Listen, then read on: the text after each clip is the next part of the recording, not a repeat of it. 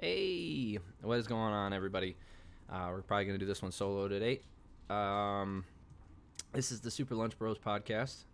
I am one of your hosts, guys who talk a lot. Brendan, my co host, is not here today. That's okay. Um, if you're just listening to this on Podbean or Spotify, this is on YouTube as well. So if you'd like to see the video, then go ahead, head over there, like and subscribe, do all that good stuff, and vice versa. If you're on YouTube and you just want to listen to the audio of these, they're all on Spotify and Podbean. All right, so we had some fights again last night. Um, I'm really liking the Apex. Really quick note here before we start going over the fights. I like the Apex. Um, I don't really miss the fans that much. I know a lot of people have been talking about that, but it doesn't seem like I'm missing too much. I mean, sometimes it's fun to hear them screaming, but I really feel like we're able to see the best of the fighters and some of the best fights because we're allowed to see situations play out a little bit longer than we normally would, especially grappling situations.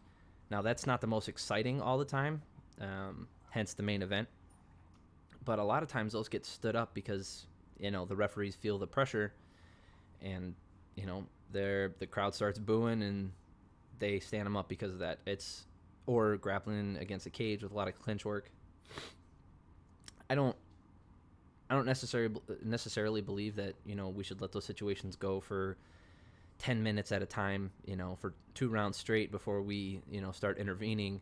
But as long as there's a little bit of action and you see someone clearly trying to progress, trying to progress through transition to better position, or constantly putting out damage, I think it's okay to hold it there, because especially with takedowns, it's a lot of work to get your opponent on the ground, and if you put in that work, having it just taken away from you just because people are bored with it, like, that doesn't seem all right.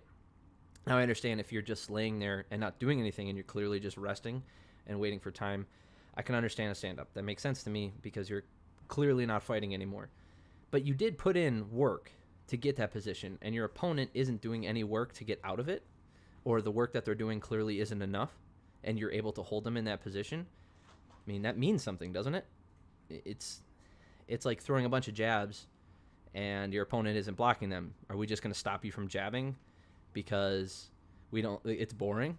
No, we don't stop you from that situation. I don't think we should immediately stop you after you get a takedown. That's not cool. Anyway, so main event.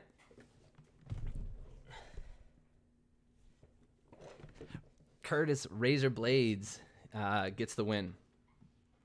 Great win for him. He had so much output in the first and second round, especially in the third round. You really start to see it took a toll on him.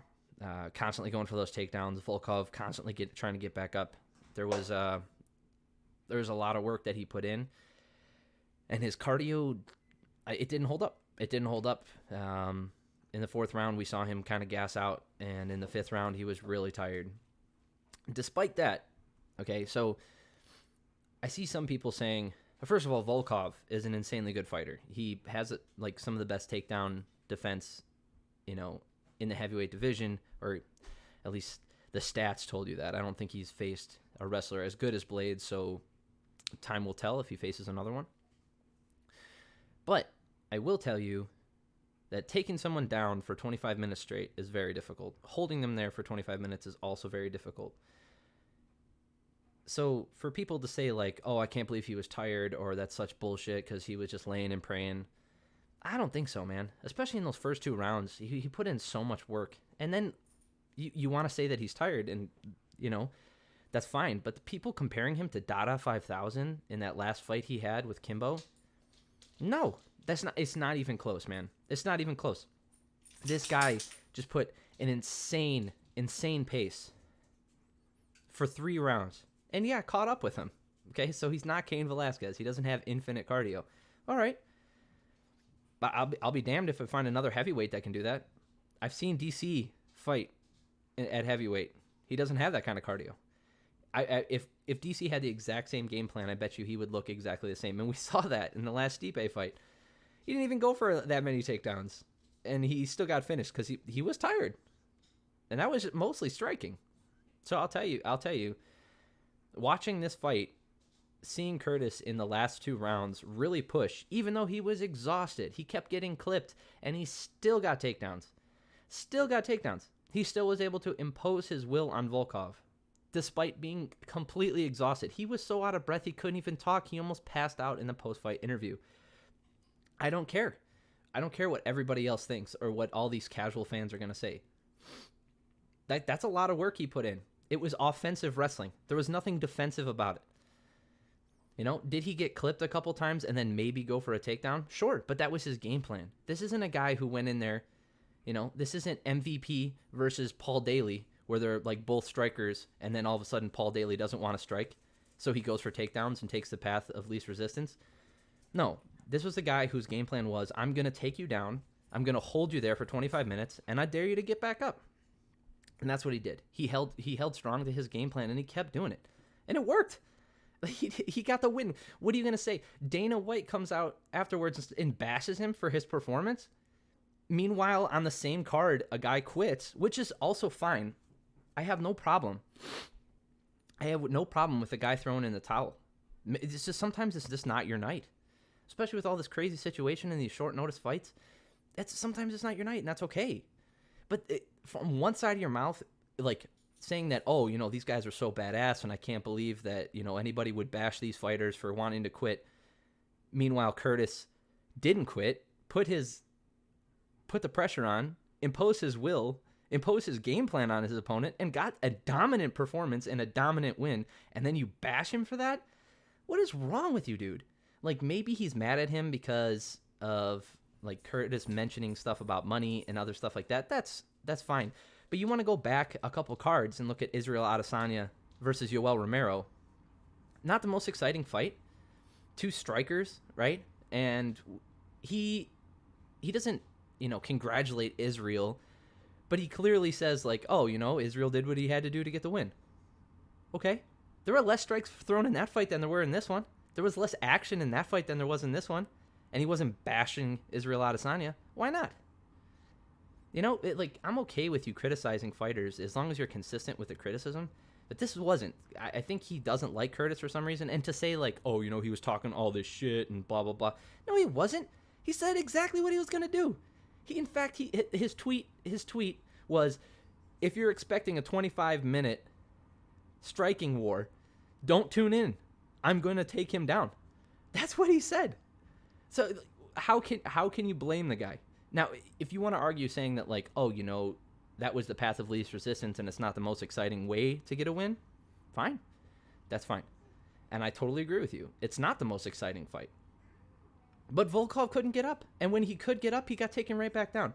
Volkov did have a couple moments there where he was able to do what he wanted. But then immediately gets punished for it because he gets taken down again. How are you going to blame Curtis for that? Blame Volkov. He's the one who can't fucking keep the fight on the feet. Why would you blame the guy who's putting on offense and not fighting defensively? He's offensive wrestling the entire fight and doing what he said he was going to do, and you're going to blame him? Not the guy who can't stay on his feet, not the guy who can't get the job done. No, let's blame the guy who won. Whatever. Everybody who thinks it's absolutely ridiculous. Like, I don't care. Curtis, that was an amazing fight. I can't wait to see, and I hope he holds out for that title shot because, you know, I wouldn't mind seeing him against Ngannou again. I mean, he's in a tough position because Ngannou does have 2 knockout wins over him. Now, is it possible that Curtis can come back from that? Of course, especially with his style of fighting. If Ngannou can get, if he can get Ngannou gassed out, and then he can do what he wants, now we have a real fight on our hands. Similar to what Stipe did to him. Ngannou's much different than he was. Okay. His takedown defense is probably better. Okay. Then Curtis probably does. I don't know if he has the cardio to do that for 5 rounds right now. Okay. So let's see in 6 months. Let's see where the division's at. Let's see where Curtis is at. And let's go. I would run that back. I mean, unless they want to give him the title shot right away, but they're not going to. They're going to give it to Ngannou. But rightfully so. Ngannou has been on a tear. So that's okay too. I have no problem with that. Or if Stipe and DC both retire, hey, you got a trilogy fight. And if Ngannou puts a stamp on the division, you essentially lock out Curtis from getting a title shot until Ngannou's gone. Like, you don't get a fourth title. You do not get a fourth fight against a guy who beat you 3 times. It just doesn't happen. So, I mean, it's rare enough to get 3, but in this case, in the heavyweight division, it's getting hard to deny Curtis. You know, Dana can say what he wants, but he's only lost to 1 guy. I mean, we're looking at like maybe a Joseph Benavidez, Demetrius Johnson type of situation here, where like he can beat everyone in the division except for that guy. But I tell you, man, people who are upset about this, like, go pound sand. You're ridiculous. Like, I don't get it. Because if he was a fan favorite, everybody would be rooting for him, right? Everybody would be rooting for him and being like, oh man, I can't. But no, it's a bunch of casuals who aren't necessarily Curtis fans and aren't necessarily a fan of MMA in general. They just want to see people get knocked out. Great, go watch kickboxing or boxing, dude. That's fine. I mean, you don't have to be a fan of the ground game. And if you're really interested in knockouts or striking battles, look at the co-main event. We had Josh Emmett. Versus Shane Burgos in an excellent striking battle.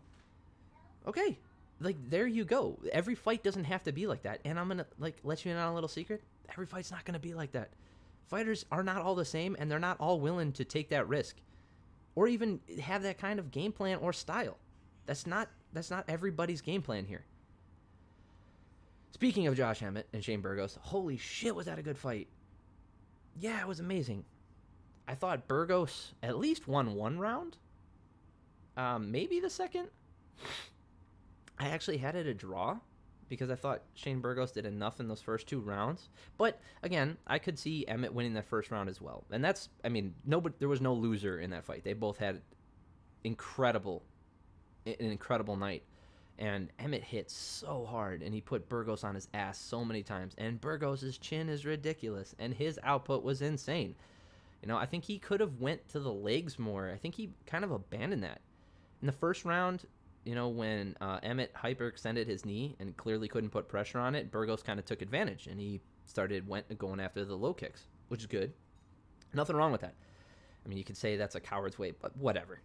You know, if you see your opponent injured in a spot, that's the same reason why, like, if you see someone's nose swell up or eye swell up, you keep punching at it, because that's a way to end the fight. You know, either by doctor stoppage or, like, it hurts them so bad they can't continue. You know, it's no different than punching them to the body repeatedly in the same spot or kicking them in the leg repeatedly. If you see that opponent is weak in a certain position, you go after that. So I thought he could have gone to the leg more in the final round, especially. Even in the later half of that second round, I thought he could as well. But great fight. I'm excited to see both those guys. I don't know where they go from here. At featherweight, like, there's these divisions are so locked up at the top, especially in the lower weight classes, and everybody's just waiting for these title shots to go through so we can get rid of these log jams. All right, we had Raquel Pennington versus Marion Reneau. Good fight, good performance by Pennington. She looked amazing. Best she's looked in a long time. Reneau's no joke, but she's not exactly top tier talent. And bantamweight, it's kind of thin. But Pennington got smoked. I'm sure there's a fresh matchup out there. Actually, I mean, let's see, because I don't know if there's a fresh matchup out there for her anymore. Bantamweight. Yeah, I don't. That division is so locked up. At the very top. You know, like, who's gonna face Amanda Nunes? Like, I haven't seen a challenger in that division. So,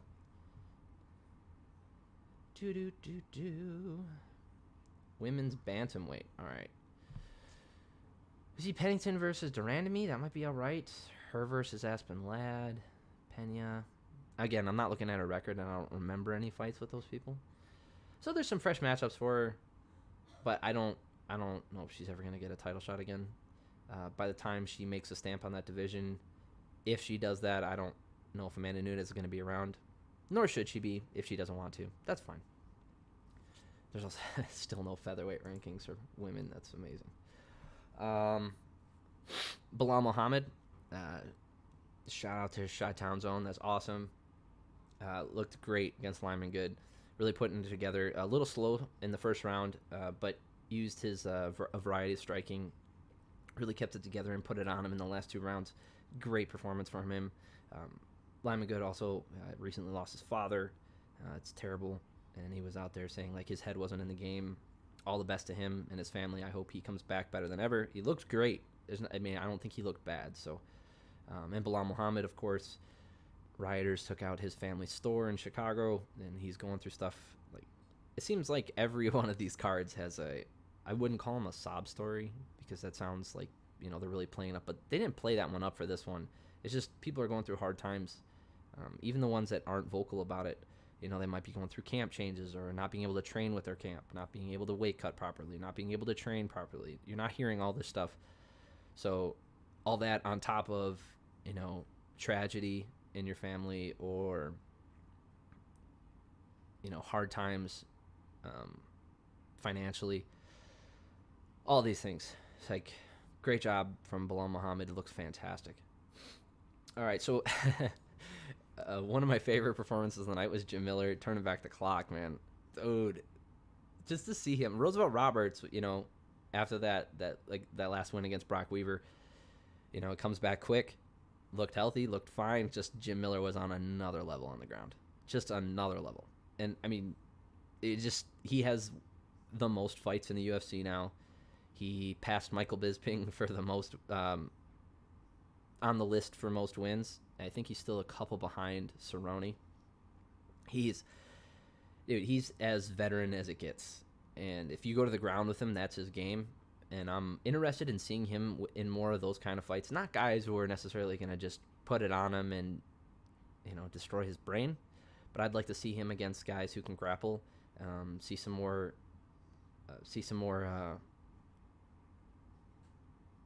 Let's just say, I wouldn't say easy fights, but I would say less damaging. Yeah, let's go with that. Less damaging fights with him. Some fun fights. We're going to see some fun grappling exchanges. A little bit of striking here and there, but we don't need to see Jim Miller get knocked out anymore. Like, that's nothing I'm interested in. I don't know if at this point in his career he even wants to make a run at the title. Not saying like he wouldn't take it if he was given one or if he put together a string of wins that earned him that title shot. But I don't see that happening. So best case scenario, we see him in a couple more fun fights in the grappling department. Maybe give him a main event spot as his retirement fight and let him go out on a high note, win or lose. Good job, Jim Miller, dude. Turning back the clock. Fantastic. Clay Guida, still as insane as ever, just had nothing for Green. Green was just able to do whatever he wanted, staying very relaxed out there. Guida's style, just not a good matchup for him. I don't think he's done. It doesn't look like he can't take damage anymore. It's just his style with the wrestling heavy but not putting a lot of damage on someone on the ground. I don't think that gets wins anymore. The type of judging and the points that have been given have changed quite a bit in the past 5 years. And I said that during the broadcast. I was like, 5 years ago, this kind of performance might have got him like a squeaky win. Like he could have eked out a win here, like a split decision. If some judges just like, well, he clearly had dominant position more often than not. I agree with the new scoring criteria better. So Green deserved this win. I'm not saying he doesn't. I'm just saying like a couple years ago, this might not have been as clear cut as it was. So I'm glad those things have changed. But I also don't know what's next for Clay Guida. Again, we're going to see him in some more fun fights. He just got finished by, I think he just got finished by Jim Miller before this. And I think he still has it. He doesn't look like he's, I don't think he's even taken a step back. I think he's as good as he ever was. Just the rest of, the division, the rest of the UFC, the rest of, MMA in general has kind of passed him by. His skill set, that is. Because his skill set hasn't changed much. He's still, high activity, go for position, not a ton of damage, swing some big hooks, maybe catch someone, and position. If you don't catch with those damaging blows, you're probably not going to get the win anymore. So I don't know where we go from here. Good win on Bobby Green. He really needed this. So he's been on the wrong side of some split decisions. So that was a great performance by him. He kind of made Clay Guida look silly, to be honest. All right, the other half of the MMA power couple, Tecia Torres, just holy shit. She lived up to her name, the Tiny Tornado. Just coming at Van Buren with everything she had. She in the first round there was a little bit of grappling. Van Buren really tried to, slow her down, but it was all Tecia all the time. Kicks, she was throwing axe kicks, spinning heel kicks, side kicks, everything, and just unloading, 5, 10 punch and kick combo barrages. She just looks so good. This is the best that she's looked, I would say, at ever in the UFC. This might speak to the skill difference between her and Van Buren, and maybe Van Buren's getting, a little bit of shine because of where she trains at AKA and her closeness to DC. Nothing wrong with that. That's part of the game. If you train with really good people, like, chances are you're going to get really good opponents. Maybe she's just not there yet, or maybe Ticia's just that fucking good. Strawweight is a tightly contested division, top to bottom. On any given night, like, you could see a bad performance, a weird injury, anything, and anyone could beat anyone in that division. So Tecia looked amazing. I don't know if she has, she's so jacked and stout, but I don't think I've ever seen her really put it on someone power-wise. And I think that's kind of what's holding her back. Not that anyone in that division necessarily has, crazy power to knock people out all the time. Most of them, we've got, Jessica Andrade, who does that. Claudia Gadelha used to a little bit. And then maybe Weili Zhang. But most of them use a barrage to finish. So I don't think that necessarily, hinders her. But I think that's what's separating her from the upper echelon, is she's technically sound. Her takedown defense looked a little better, but I don't know. We'll see, again, at the upper echelon. And, congratulations to her. She looked freaking great. Holy crap.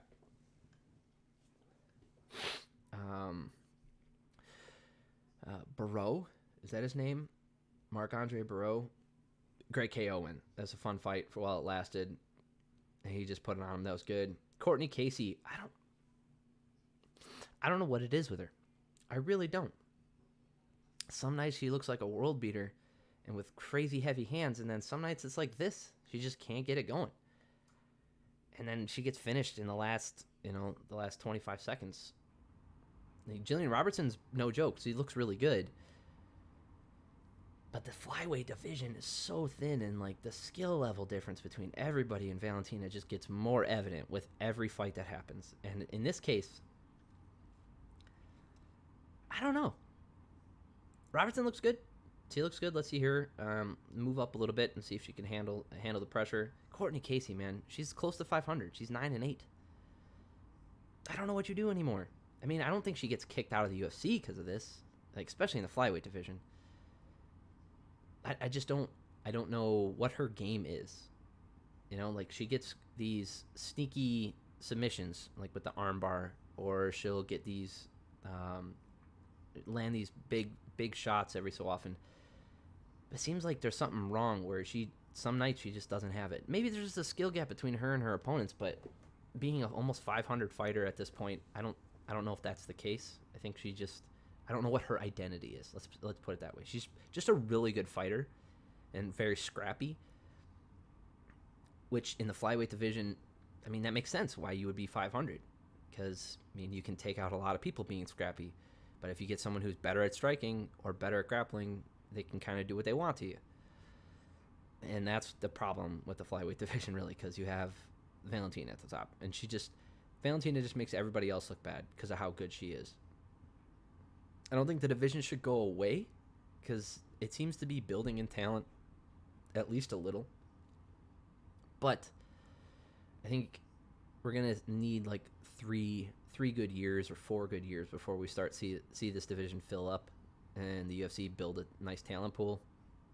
And I don't know if Valentina's going to be around for that. I mean, she doesn't look like she's slowing down, but it's one of those things where she might slow down just enough to where everybody can catch up to her, and then now we're in a Ronda Rousey situation where Ronda Rousey was so far ahead, and then everybody caught up to her, and then everybody's like, oh, Ronda Rousey was never that good.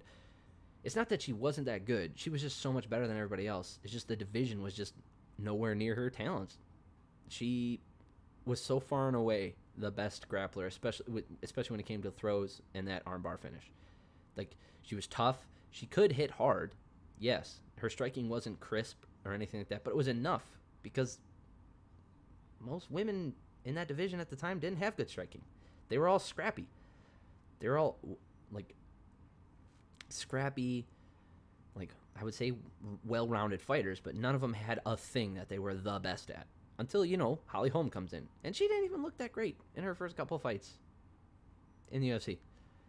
But her striking was so good, and her takedown defense was good enough where she put it on Rousey. And we saw what happened. It shook up the division. Then you got a scrappy fighter in Misha, who one of the most incredible comeback wins in UFC history with the finish. And then it all turns around, and then turns out, oh yeah, Amanda Nunes is just like, she hits like a fucking truck. Can grapple too. And, once I would say, I'm not going to say fix her cardio problem. We talked about that last week. I don't think she fixed her cardio problem. I think she fixed her strategy problem, where she would empty the tank so early when she had her opponent injured or hurt, and that would cost her in the end. I think now she realizes, like, hey, I can be more technical. I can take my time with this. The finish is going to come. And that's what she's been doing. So that's why her cardio looks better. It's because she's smarter with her output. Her IQ has gone through the roof. And again, same thing with Valentina. We say this every time we mention these two weight classes. She's so far ahead of everybody in that division. It makes everybody else look silly. Frank Camacho versus Justin James. James got this fight on, 9 days notice or something like that. And he was like, I'm just going to go try to finish him because I probably can't last 15 minutes.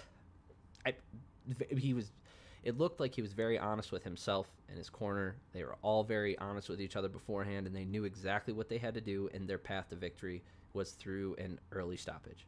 And that's where he dumped all of his eggs.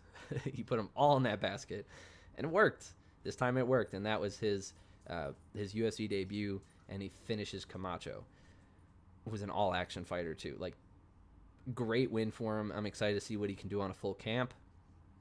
He's been fighting for a while. He's got 20 pro fights. It's no joke. So let's see. Let's see what happens with him. It's interesting. He's in lightweight though, so we'll see. Although he did look a little chunky, like maybe he could cut down to featherweight. So let's see. We got Roxy losing to Lauren Murphy. She just didn't have it. She just didn't get her game going. Lauren was just a little bit better than her in all the places that counted. So I still think Roxanne can ruin a lot of people's nights. And that's when, again, this is flyweights in the women's division. She's scrappy, and she can go 500 in this division and ruin a lot of people's, not careers, but hype trains. We saw that with her last fight. She can derail a lot of people. When she beat Shevchenko, right? Antonina. We saw that. And she could do it again. Like Macy Barber, who, got injured, and we've already talked about this. She got injured, and obviously she didn't look good. But Roxanne was doing what she wanted to her anyway. Flyweights are kind of a mess.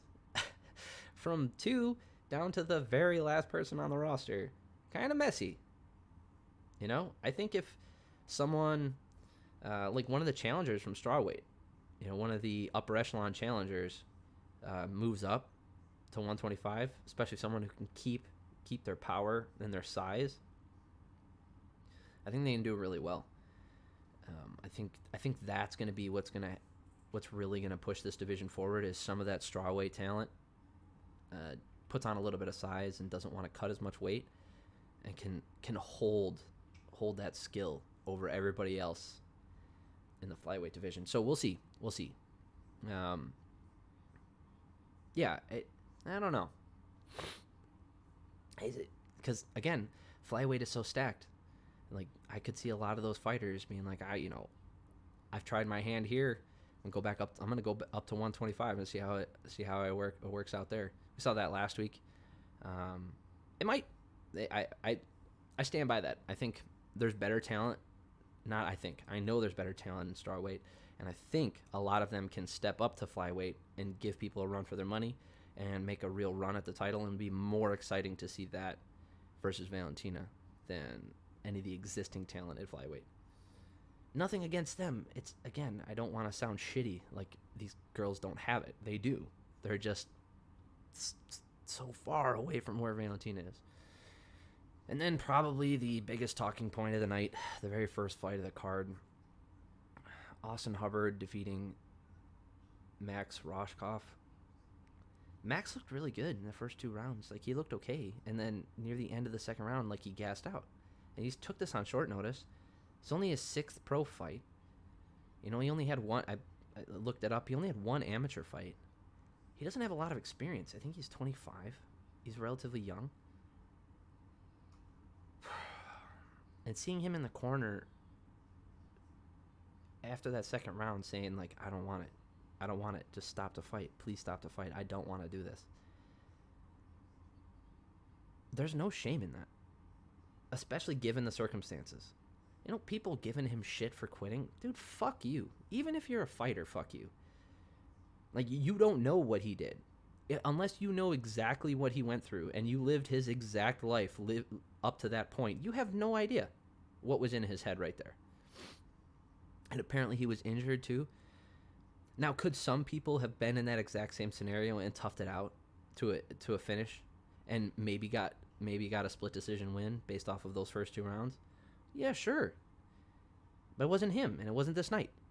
There's no shame in that. Sometimes it's just not your night. Every time we talk about all these fighters who just don't have it. The last freaking Amanda Nunes fight, right?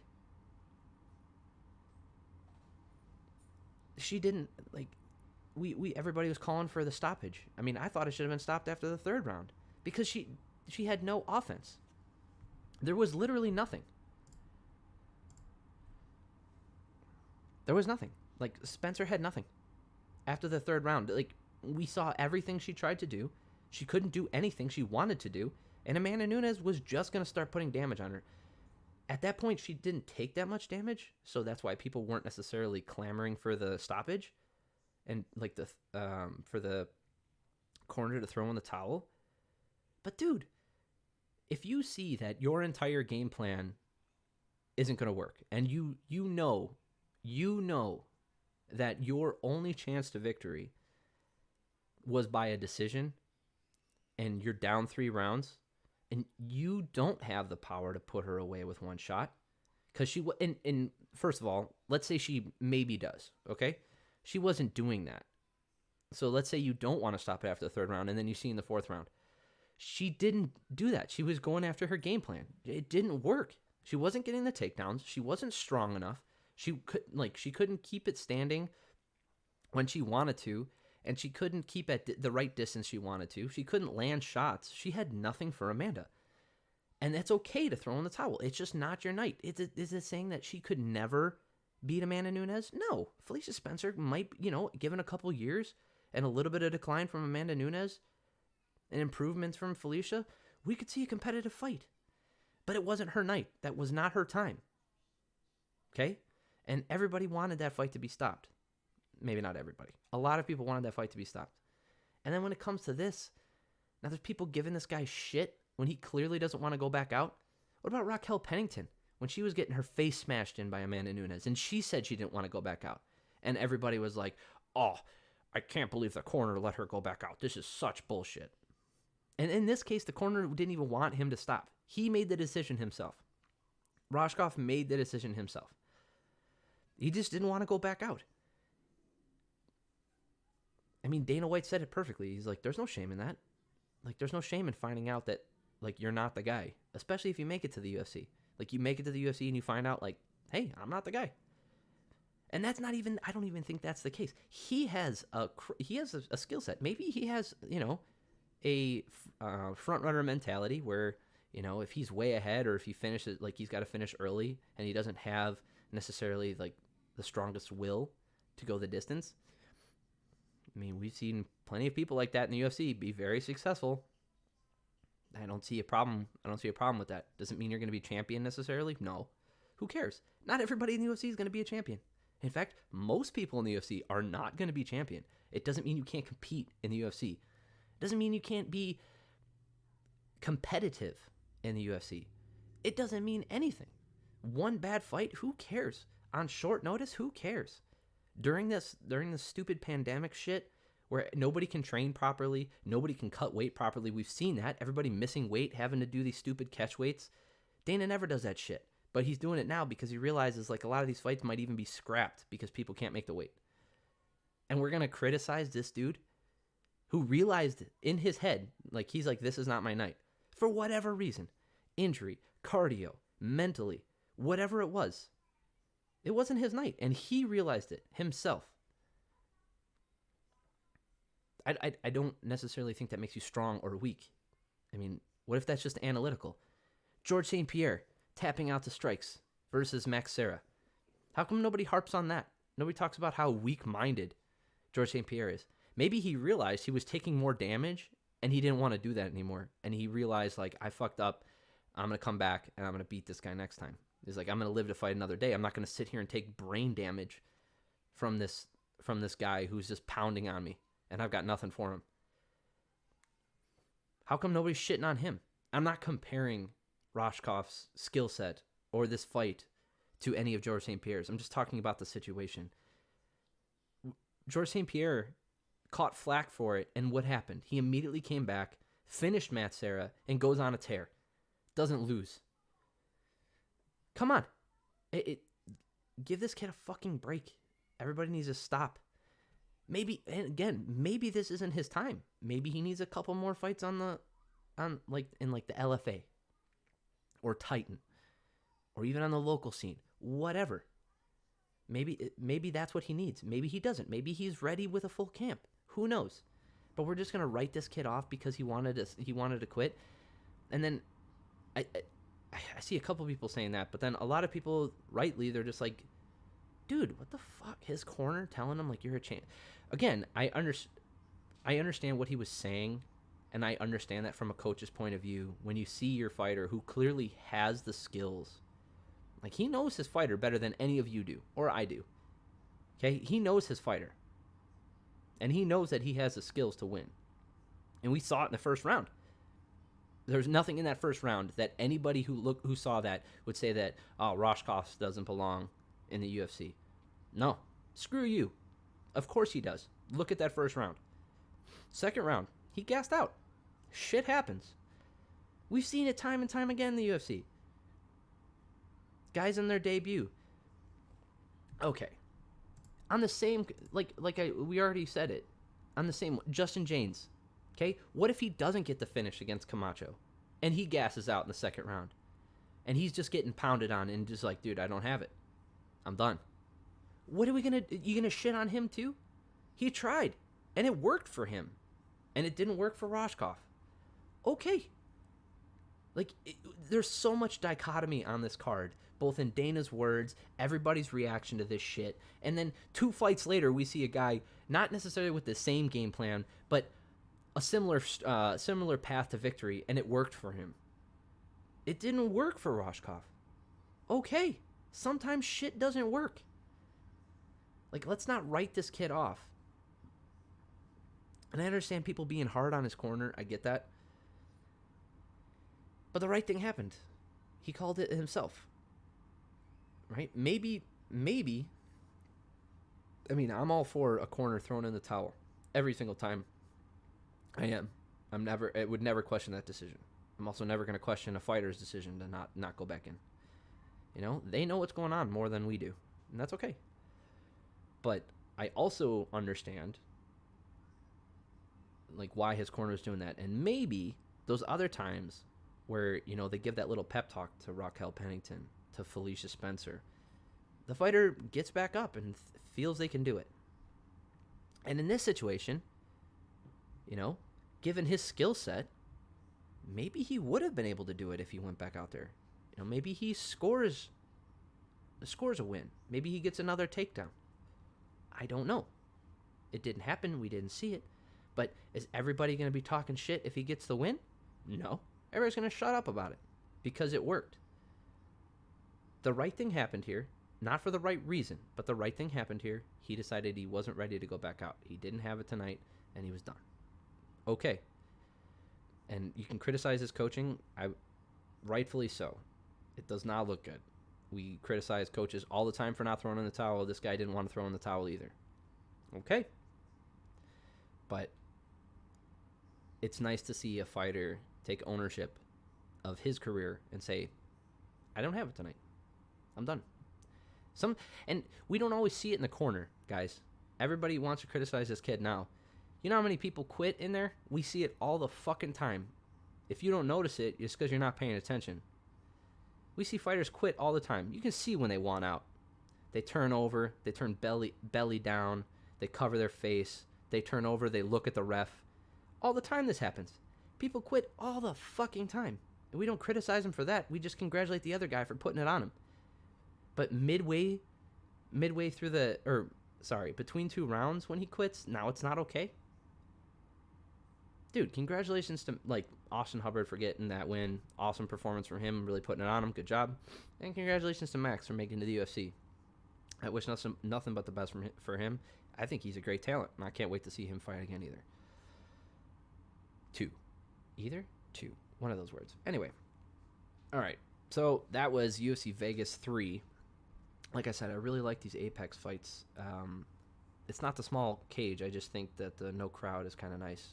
We get to see a real completion and real good finishes to these cards. Cool. All right. Like I said in the beginning, if you like this stuff, like and subscribe, comment below. If you're just listening and you skipped the first part of this, totally understandable. If you're listening on Spotify or Podbean, this is also on YouTube. And vice versa. So I hope everybody has an amazing day, and thank you all for listening.